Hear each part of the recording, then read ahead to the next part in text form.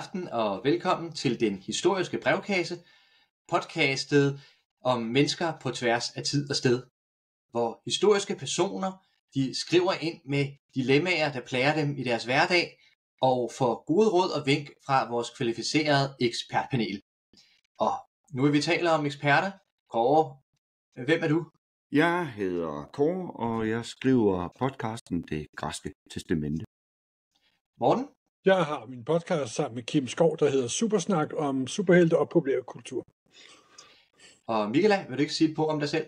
Jo, det kan du tro. Jeg hedder Michaela Rosenkilde, jeg er forfatter, og jeg har podcasten De Mystiske Dyr, som behandler observationer af verdens mest hemmelighedsfulde skabninger. Ja, og mit navn er Rasmus Wigman, og jeg er jeres vært, og ja, jeg har jo det her podcast. Og som sagt, så er hele konceptet, at vi rådgiver historiske personer. Og med det første dilemma kan jeg godt love jer, at det er virkelig personer, som i flertal, pluralis, kald det hvad jeg vil. Kåre, hvad det hedder på græsk? Det kan jeg ikke huske. Det er også derfor, jeg valgte latin i stedet for græsk som mit sprog.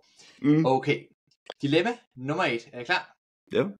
Kære brevkasse, vi er et stolt folkefærd, der bor i Kanaans land ved siden af israelitterne, hittitterne, girgashitterne, amoritterne, parisitterne, hivititterne, moabitterne, edomitterne, amalekitterne og filistrene. Og ja, de sidste falder lidt udenfor. Det er vel et fint nok sted at bo, men vi vader jo ikke lige frem i mælk og honning, vel? Nå, men israelitterne arbejder på en slags krønike om hele landets historie. Og vi bliver altid nævnt sidst som en punchline i en joke. Det er utåleligt. Vi har boet her altid. Ja, hovedstaden i Israel hed såmand oprindeligt Jebus, som vi er opkaldt efter. Og vi bor faktisk stadig i byen, hvor vi går til hånden. Filistrene derimod er en flok skide tilflyttere, der kommer her med skib. De burde blive nævnt sidst. Ikke os. Kan vi gøre noget ved det? Oprør virker oplagt, men been there, done that. Vi kunne også prøve på at udvikle vores eget skriftsprog, men det tager bare så lang tid. Hilsen, naboerne. Hvad var dilemmaet? Det er, at de er utilfredse med, de er utilfredse med, at de altid bliver nævnt sidst. Jamen det er jo fordi, de ikke har udviklet noget. De lyder så om, de har det svært ved at komme op om morgenen, de der, hvis jeg skal være fuldstændig ærlig. Jeg tror, de skal tage sig lidt sammen og også rette ryggen, for ellers så bliver de trumlet ned af historiens damptrummel simpelthen. De har ikke udviklet deres egen alfabet, og de gider ikke rigtig gøre oprør, og de brokker sig bare, og de kan, jeg havde faktisk aldrig hørt om dem, før de skrev det her brev, faktisk. Så det her, det er vores forfædre, eller? Ja, men beklager, de har ikke rigtig gjort sig bemærket, så de skal hejse lidt op og stramme sig op og tage sig sammen, og lade være med at lade det gå ud over andre og gøre noget ved det. Jeg synes, det er en virkelig ærgerlig situation, de står i, og jeg kan godt forstå problematikken. Og jeg synes, det der, som de jo ligesom gør meget ud af at fortælle om, det der, de er bekymrede over, at de ikke har fået udviklet et skriftsprog. Jeg synes, at de burde alliere sig med den her moderne fænomen, de kalder AI. Den kan man jo bruge til meget. Og jeg har jo selv oplevet, hvor forbløffende den er til at fortælle om pasning af potteplanter. Den kan alt muligt. Og jeg har hørt, at den kan lave hjemmesider, og hvis den kan det, så kan den også udvikle et skriftsprog. Og så er det jo pludselig jer, der skriver historien. Og så kan man jo rette lidt og måske sætte jer foran og skrive jer forrest i historierne. Det tror jeg nok, jeg kunne anbefale. Det vil jeg i hvert fald selv gøre.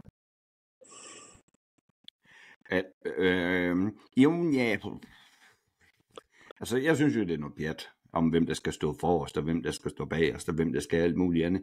Og jeg tænker, at alting kan jo kureres med en god fest. Sædvanen tro, så mener jeg jo bare, at man skal invitere alle de der forskellige stammer der. Vil høre dem igen? Ja, lad os lige høre dem igen. men skal jeg tage dem i den rækkefølge, jeg læste op, eller skal jeg tage dem i den anden række? Så vil det være Jebusitterne, Amalekitterne, Edomitterne, Moabitterne, Hivititterne, Peresitterne, Amoritterne, Gigashitterne, Hittitterne, Israelitterne og Filistrene. Der er garanteret 2, du selv har fundet på i den række, det er jeg ret sikker på. Ja, og... Nej, undskyld, Kåre. Det var bare lige så vores lyttere, de vidste, hvem der var, vi talte om. Ja, altså jeg vil sige, hold da kæften, hvis de kan stable på benene der, men hvis de inviterer dem alle sammen, så har dem derovre, de kommer med deres traditioner, og så kommer de andre med deres traditioner, og så går de ind, og så laver de en kæmpe fest, og ikke nok med det. Nu sagde jeg jo godt nok, at det ikke flyder i honning og mælk, men det kommer til at flyde i kød. Fordi at når man holder sådan nogle fester der i den gamle dage, så offrede man jo sat ned med en masse køer til, hvad det hedder, til guderne. Og guderne, de spiser ikke. De spiser jo ikke kød. De dufter bare til det, og så nøjes de med ambrosia. Og så får pøbelen lov til at spise kød, så de får de nødvendige proteiner. Kåre, jeg er virkelig vild med din løsning, eller jeg vil elske den, men er du ikke bange for, at festen kommer til at, flyde af blod? Nej. Det er jeg overhovedet ikke, fordi at når først folk de får noget at spise, så bliver de meget mere medgørlige. Mad, det kurerer nemlig frygt. Jeg synes godt, jeg forstår, at de der jebusitter, at når de nu var først, at det synes de gerne skal bemærkes. Kunne man ikke lave noget graffiti, eller måske nogle indgraveringer rundt om, hvor man sådan skrev nogle gode slagord, så noget med jebusitterne, vi var her først, eller velkommen til Jerusalem, fordi det begyndte med os. Når du mener dobbeltsporet skilt? Ja. For ligesom at markere, at det kan godt være, at der er nogen, der ikke vil høre på os, men vi var her altså først. Så kunne man jo også sælge nogle souvenirs. Man kunne sprede budskabet på t-shirts, eller lave Jebusøl. Der er mange muligheder. Ja. Altså helt... Vi tager bare over. Dem, der først der får idéen, det er sjældent dem, der scorer, som der tjener alle pengene. Så jeg er bare det er rigtigt, Morten. Dømt til det er rigtigt, Morten, men de vil bare have the credit, ikke? Ja, men det er også svært at opnå, når nogen, der har stemplet deres navn på det. Jeg er bange for, at det er for sent. De må flytte et andet sted hen. Det er jo også et område, der er så meget kiv i, så de har det sikkert meget bedre et andet sted, simpelthen. Jeg er langt mere over på Michaelas side her, ikke også? Fordi at hvis man har studeret bare en lille bitte smule markedsføring, så ved man godt, at så skal man bare ændre et ord, og så ved folk ikke, at det er det.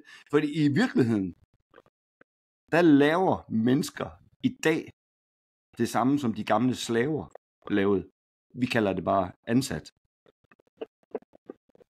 Men altså, og det handler simpelthen bare om at finde et ord, hvor vi kan gå ind og ændre, skal man sige, hele dynamikken omkring, hvordan folk de siger. Så jeg tænker, hvis vi nu tager alle de der forskellige folkeslag, og så opfinder de et nyt ord, der dækker for dem alle sammen.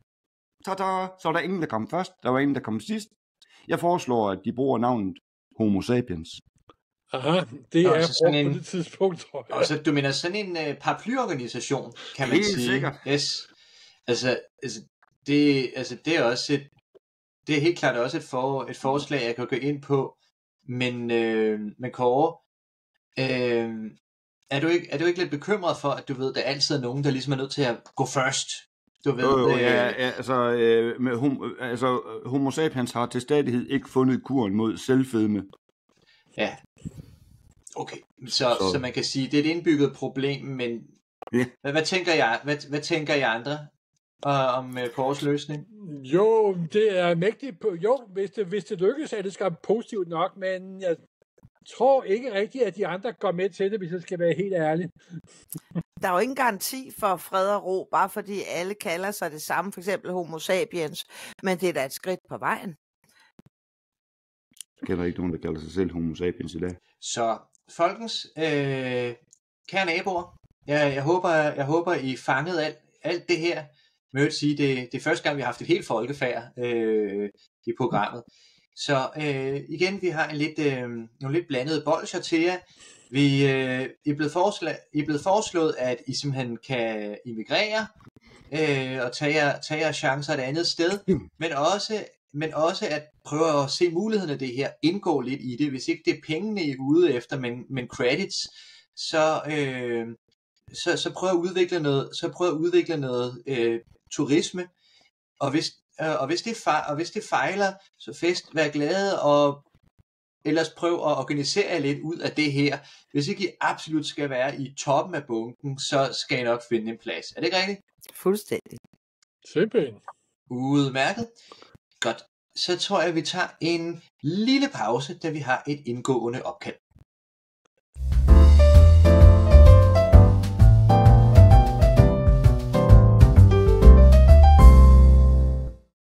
Ja, og så er vi tilbage.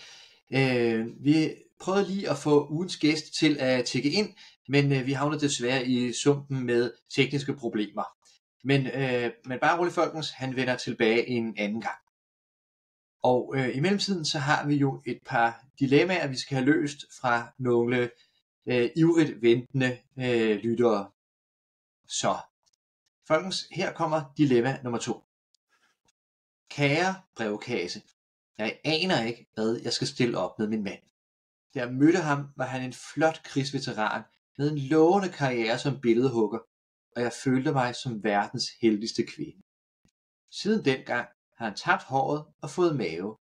Han har holdt op med at gå i bad og går i det samme tøj hver dag. Det ville måske ikke gøre så meget, hvis blot han passede forretningen. Men det gør han ikke. Han bruger al sin tid på torvet, hvor han diskuterer med en bande af unge lømler. Jeg havde været bange for, at han var forelsket i en af dem, men deres forhold er vist kun rent, ja, jeg har ikke lidt ord for det. Min mand nægter at tage imod alle tilbud om aktivering, så staten har troet med at fratage os vores borgerløn. Hvad skal jeg gøre? Hilsen, en ulykkelig hustru fra Athen. Ja, det lyder som begyndende signalitet, det der. Det er ikke godt. Det er sådan en fremragende ung mand, der var militær og alt muligt. Nu sidder han og hænger sammen på torvet. Og sikkert kommer med en masse forbandet sludder, så folk bliver sure på ham til sidst, går jeg stærkt ud fra. Det er ikke nemt. Det er ikke nemt. Hun må prøve at få staten til at få ham på et plejehjem, et eller andet. Måske et længere ophold langt væk. Så ja. Det var de ellers ret gode til i Athen, det der med at sende folk afsted på.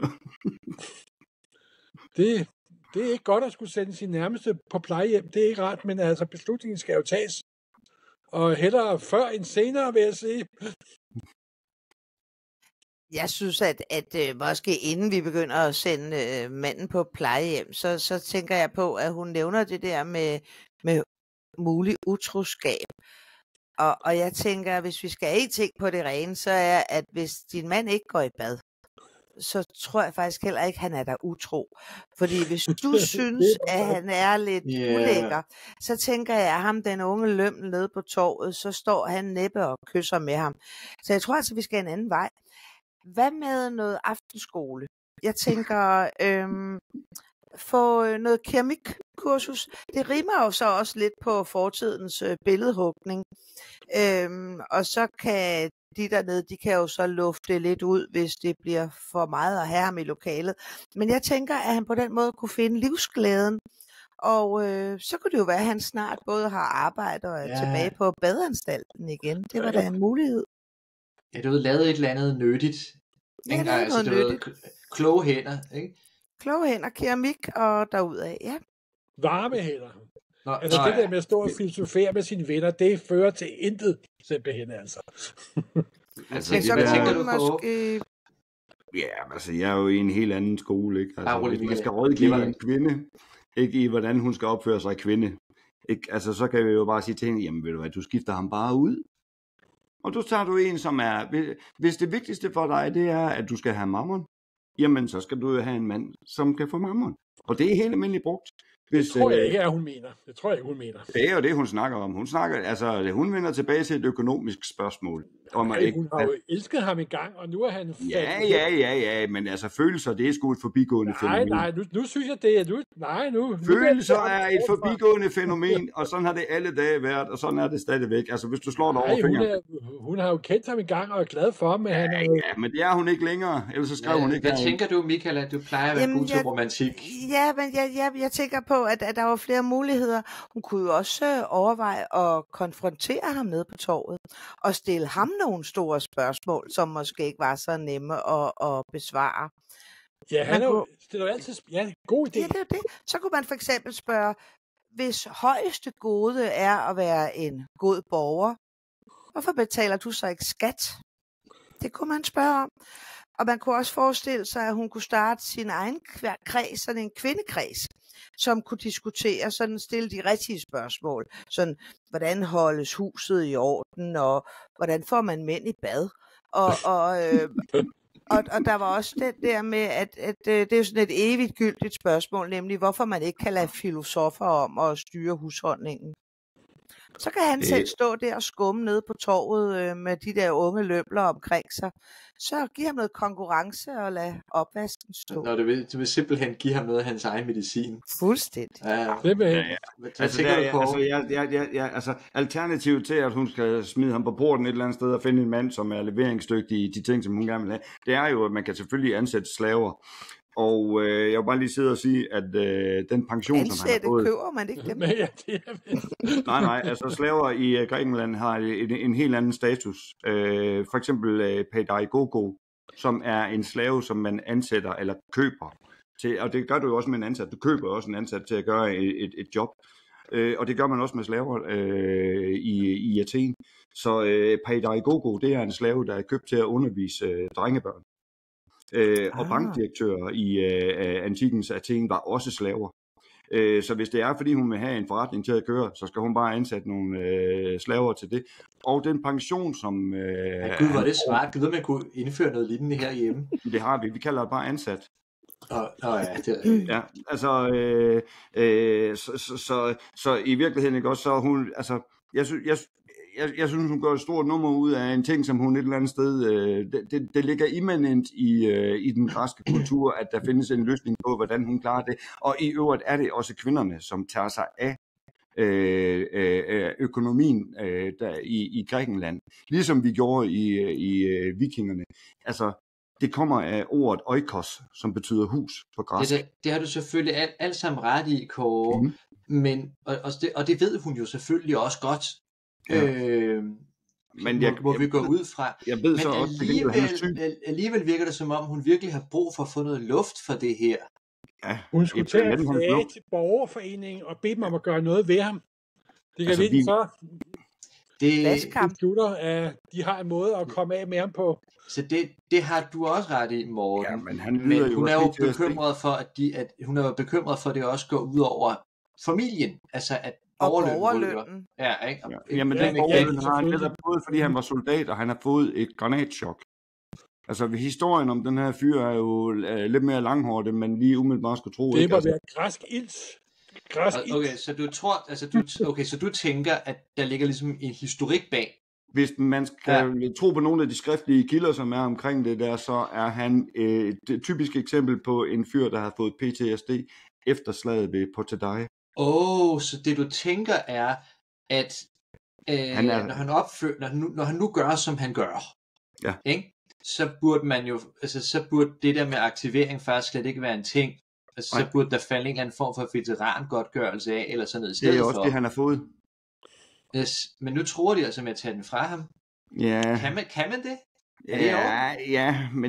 Men det er jo ikke, det er jo hverken hans skyld eller noget som helst. Det er de ydre omstændigheder i Athen på daværende tidspunkt. Men altså, jeg synes faktisk, at Kåre, han bringer noget væsentligt op. Altså, han har en form for PTSD efter krigen, og han kan ikke passe en forretning. Nej. Men bystyret tænker, at hvis han kan filosofere, så kan han også arbejde. Er det rimeligt? Det er i hvert fald urealistisk. Men det ser man vel egentlig også i dag. Altså, hvis du kan bære din kiste, kan du arbejde, siger jobcentrene jo. Så det princippet er vel sådan lidt det samme. Altså, tag din seng og gå, ikke? Okay, så det vi faktisk er nået frem til, folkens, ikke? Altså vi har haft nogle forskellige forslag om at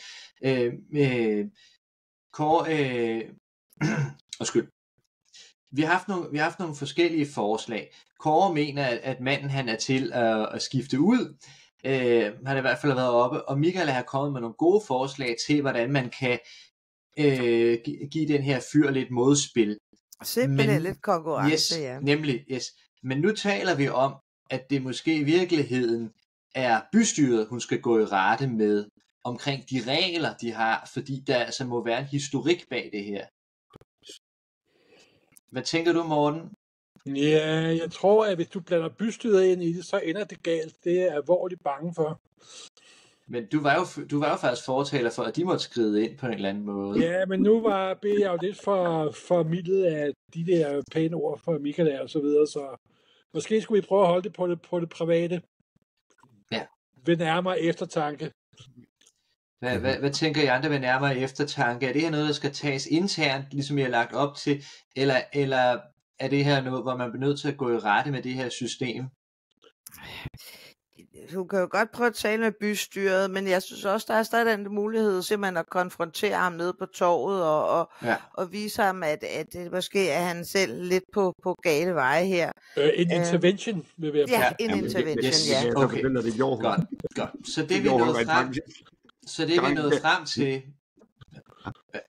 det vi nåede frem til, kære hustru, det er simpelthen, hvis du elsker ham, hvis du virkelig gerne stadig vil ham, så har vi brug for lidt top love, altså en intervention. Giv ham noget modspil, giv ham noget af hans egen medicin, og så se, hvad der sker der. Og hvis det er helt håbløst, så er det i virkeligheden bystyrets politik, der trænger til noget revidering. God råd. Har I nogle yderligere kommentarer, eller skal vi skride videre? Ja. Okay, jamen så kunne vi jo håbe på, at det her det vil lede dem til at revidere deres politik en lille smule, men jeg tvivler. Det er tredje dilemma, folkens. Og man kan sige, at vi bliver på sin vis i det romantiske. Kære brevkasse, jeg har mødt den mest utrolige fyr, og han er friet til mig. Han er høj, bredskuldret og kan lægge hele salen ned med sin charme. Især når han giver et nummer på sin lut. Han taler flere sprog, og jeg bliver blød i knæene, når han siger je t'aime på fransk. Han tør give alle folk en opsang, også paver. Han har dog haft et traumatisk liv, hvilket kan gøre ham en kende temperamentsfuld. Han blev skilt fra sin første kone for at gifte sig med sin anden. Hun viste sig dog at være en heks, så han var desværre nødt til at henrette hende. Hans tredje kone døde i barselssengen, og den fjerde blev han hurtigt skilt fra igen. Nogle gange kan man jo tage fejl. Den femte kone var ham utro, og så røg hun også. Hun kunne vel have holdt sig på måtten. Nu er hans blik så faldet på mig, og jeg føler mig bare så heldig. Okay, hans track record er lidt bekymrende, og så har han det med at tage på jagt med guderne eller gå i krig, når han ikke lige gider mig.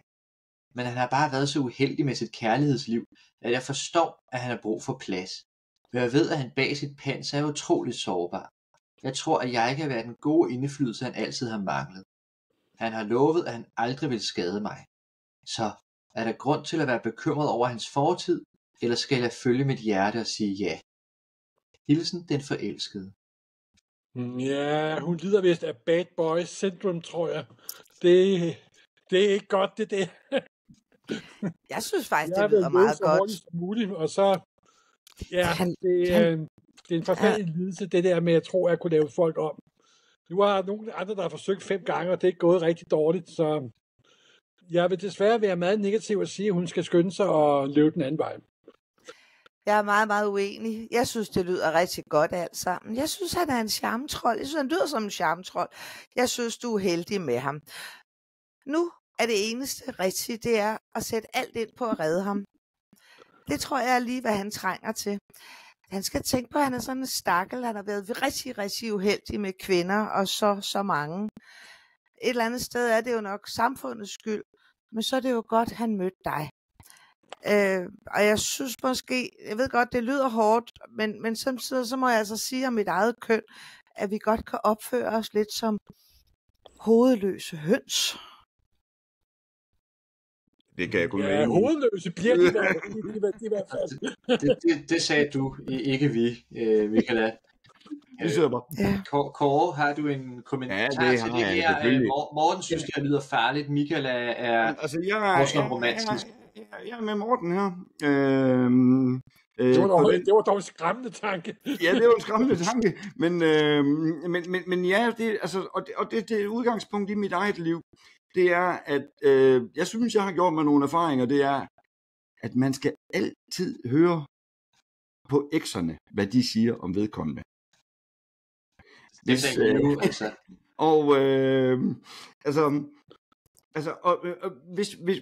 for eksempel, altså sådan et rigtig rødt flag, det kunne være, altså, det er, hvis hun kommer og fortæller, ja, min eks, han var sådan en psykopat.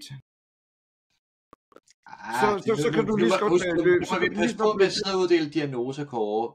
Vi kender ham jo ikke. Nej, men det er at tage et råd. Nu har han alligevel haft en tendens til at henrette nogle af dem, ikke? Altså, og det giver hun jo også udtryk for. Og jeg vil pleje at sige, at der er, altså hvis der er røg, så er der altså også ild et eller andet sted. Og jeg vil gøre som Morten, jeg vil simpelthen tage mit gode tøj, og så vil jeg skride, medmindre hun selvfølgelig ikke kan se sig fri for den her status, som kommer.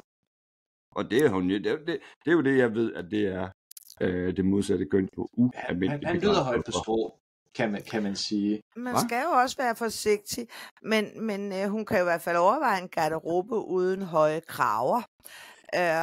Og hvis han så begynder at måske at tale om Tower of London, så kan det jo godt være, at hun skal have en hest klar i stallen, for så skal hun muligvis se at komme afsted. Men så har hun nok også irriteret ham.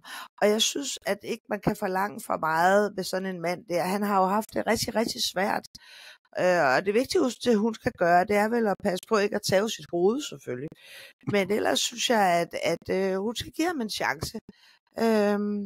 Det kan gå hen og blive meget, meget lykkeligt. Ikke så længe måske, men kort var et intens lykke. Jeg tror, de der 5 tavse ekser, der kom før, de taler deres tydelige sprog, det vil jeg sige. Enig. Ja, men man må også give kærligheden, hvad kærligheden er. Ja, men kærligheden, det er en fiktion, det er bare noget, vi leger. Altså, og det leger han altså ved at kappe hovederne af folk. Og det er en track record, han har. Og det er fordi, at han tror, at han kan løse sine konflikter med vold. Vi ser det jo også i dyreverdenen. Det gør vi nemlig. Alle dyr, der bliver... Altså, vold er noget, man gør, når man er trængt op i en krog. Og der skal ingenting til for at føre den her mand op i en krog. Og vi ved godt, hvor han... Og han har allerede fortalt, hvor han parkerer hans frygt hen. Den parkerer han på hjemmefronten, ikke på udefronten. Eller det parkerer han i øvrigt også på udefronten. Men han tager den altid hjem. Det lyder lidt...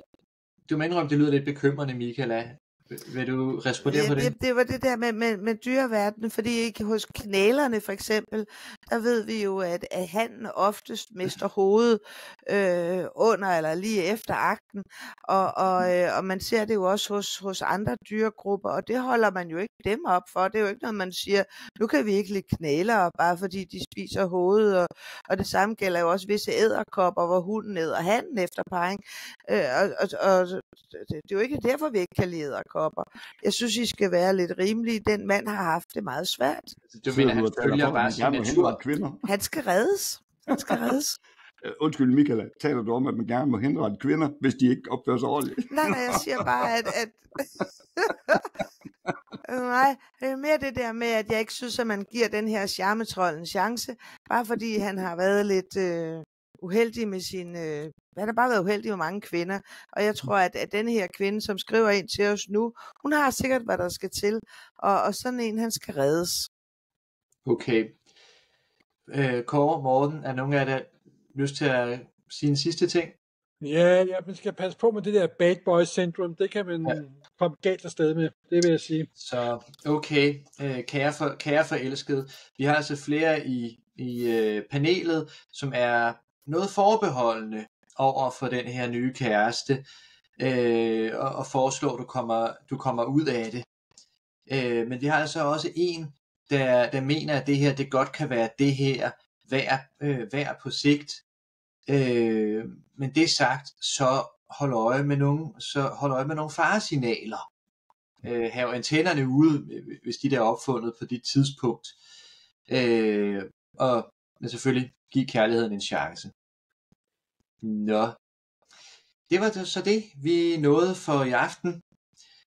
Vi vender tilbage i næste uge med en hemmelig gæst. I mellemtiden, så er der selvfølgelig andre gode podcasts at lytte til derude, som for eksempel Morten. Der er Supersnak med Kim Skov og Morten Søndergaard, hvor vi snakker løs om superhelte. Ja. Ja, og Det Græske Testamente, som man kan finde på YouTube. Der er 78 afsnit, hvor jeg gør mig klog på alt mellem himmel og jord. Og vi andre, vi arbejder stadig på at se, om vi kan få det op og ligge på nogle andre platformer også, ikke også? Og Michaela, hvor kan man finde dig henne? Jamen, jeg har podcasten De Mystiske Dyr, som omhandler klodens mest hemmelighedsfulde skabninger, hvor vi studerer søslanger og overlevende flyveøgler blandt andet. Den ligger som tema på e-reolen og kan findes på de allerfleste streamingtjenester og ligger i forløbig 52 afsnit. Og mit navn er Rasmus Wigman. Jeg har været jeres vært her i aften. Jeg er historiker, og jeg underviser på Folkeuniversitetet. Og lige nu kan man blandt andet høre mig, altså ikke lige nu, som er lige nu for det der podcast, men altså for tiden kan man høre mig fortælle om danske miljøkatastrofer fra heden til Nordic Waste, og danske svindelsager, hvor vi tager fat omkring nogle af de mest slimede og overraskende sager fra den danske historie, med blandt andet fra Sundtolden og hele vejen op igennem historien til Britta Nielsen. Wow. Med Kivanova og det hele. med det hele. Masser af mennesker, der er blevet taget med fingrene i kagedåsen. Men det bliver kun live, så find mig på Folkeuniversitetet en dag. Kan I have det rigtig godt alle sammen, og så ses vi om en uge.